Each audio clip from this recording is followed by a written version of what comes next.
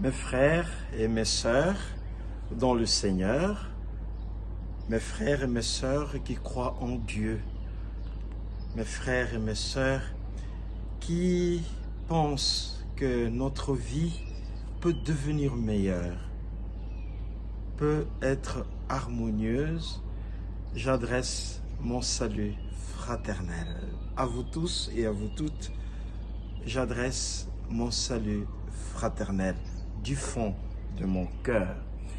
Et le partage de ces dimanches 10 septembre 2023 partira des lectures que nous propose la liturgie de notre Église, l'Église catholique romaine, en ce 23e dimanche du temps ordinaire.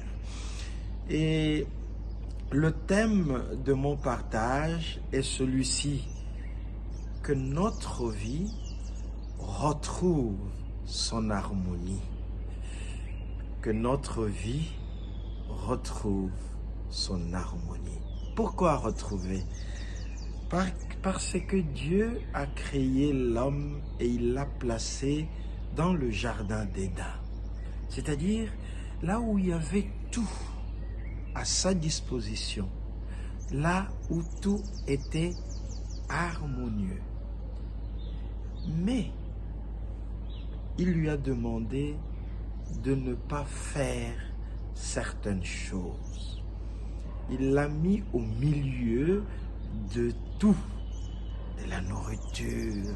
Mais il lui a dit, ceci tu ne feras pas, ceci tu ne toucheras pas. Mais il l'a touché. Et de là est arrivée une certaine désharmonie.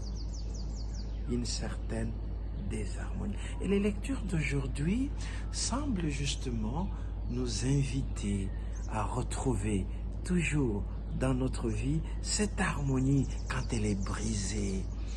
Et la première lecture est celle du prophète Ézéchiel au chapitre 33, du 7e au 9e verset. Écoutez ce que le Seigneur dit.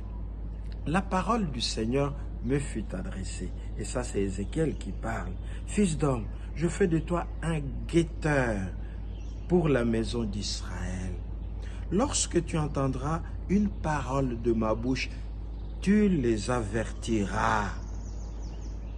Si je dis au méchant, tu vas mourir, et que tu ne l'avertisses pas, si tu ne lui dis pas d'abandonner sa conduite mauvaise, lui, le méchant, mourra de son péché, mais toi, je demanderai compte de son sang.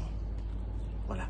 C'est-à-dire que si tu remarques, si tu entends ma parole, j'avertis à un méchant de se convertir, eh bien, fais-le pour retrouver l'harmonie initiale. Tu l'avertiras. Si tu ne le fais pas, il y aura des harmonies par sa mort. Et à toi aussi, je demanderai compte de son sang. Voilà. Et donc, nous sommes là comme de frères et de sœurs dans une société pour laquelle nous devons chercher de l'harmonie. Ou si vous voulez, la paix entre nous. Mais j'ai voulu vraiment juste parler de l'harmonie. Que le Seigneur nous a placés dans une vie harmonieuse, mais à cause justement de notre faute, nous avons rompu cette harmonie. Et il y a des moyens pour retrouver cette harmonie. Le premier moyen, c'est que, évidemment, le Seigneur dit à Ézéchiel, moi je vous parlerai toujours, mais vous avertissez vos frères. Quand je vous dis quelque chose par rapport à votre frère, par rapport à votre soeur, dites-le lui, sinon il mourra, et vous, je vous demanderai compte. Alors, le Seigneur Jésus-Christ dans l'évangile d'aujourd'hui, selon saint Matthieu, au chapitre 18, du 15e au 20e verset, alors là, il élabore la stratégie pour retrouver l'harmonie entre nous. Alors, le Seigneur dit ceci, si ton frère a commis un péché contre toi, va lui faire des reproches seul à seul. ce dialogue avec votre frère, avec votre soeur. Vous allez chez lui ou vous lui demandez de vous rencontrer quelque part. Et là, il lui dit, j'ai vu que votre comportement n'est pas bon. En tel cas, tel cas, tel cas, tel cas, tu peux changer. Mais il peut arriver que c'est lui à qui nous nous adressons.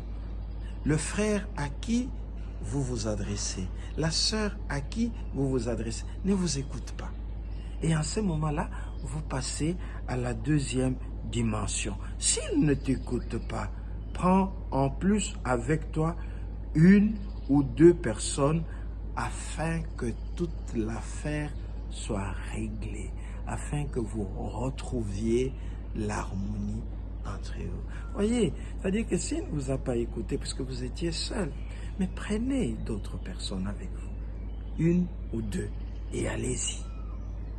Parlez avec lui, dialoguez avec lui, lui montrer ce qu'il fait de mal. Voilà. S'il refuse de les écouter, alors vous le dites à l'assemblée de l'église. Il n'a pas dit aller au tribunal, hein? Non, non, non, non, non, non, non. À l'assemblée de l'église, c'est-à-dire à l'assemblée de frères et de sœurs dans le Seigneur. Voilà. Donc, la première dimension est le dialogue et l'avertissement de votre frère, seul à seul, dans la discrétion. La deuxième, c'est parce qu'il a refusé, vous êtes obligé de prendre l'une ou l'autre personne, une ou deux personnes, pour aller rencontrer votre frère, pour aller rencontrer votre sœur. Et c'est toujours dans une discrétion, parce que les personnes avec qui vous partez, c'est des personnes estimées des valeurs.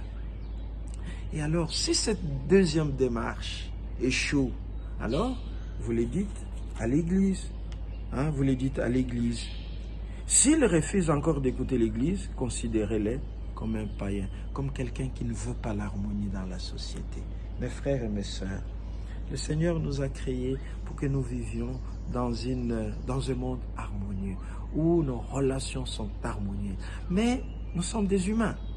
Il arrive que nous nous comportions mal. Mais quand nous percevons ce mal chez notre frère, chez notre sœur, parlons-lui. S'il ne veut pas, prenons une ou deux personnes, allons lui parler. Sinon, alors, portons la chose à l'église. Alors, si il n'écoute pas l'église, ça c'est lui-même qui se cherche la mort. Oui, le Seigneur nous a créés pour que nous vivions heureux et que nos rapports entre nous soient harmonieux. Faisons tout pour retrouver cette harmonie initiale. Au nom du Père et du Fils et du Saint-Esprit. Amen.